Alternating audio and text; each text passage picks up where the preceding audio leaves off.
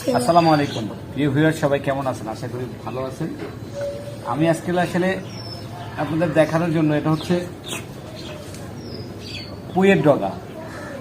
সকাল সকাল চিন্তা করলাম একটু, যেহেতু আজকে ফ্রাইডে, তাই কিছু পুঁই শাকের ডগা আসলে আমি তুলে ফেলি। আজকের রান্নাটা হবে জোস একটি রান্না করার জন্য এগুলো তো হচ্ছে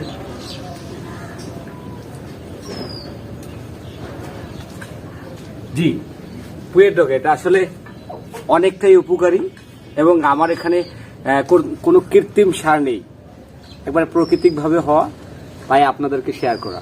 সবাই নিজস্ব অল্প পরিসরে অল্প জায়গার মধ্যে চাইলেও নিজের গার্ডেনিংটা করে নিতে পারেন।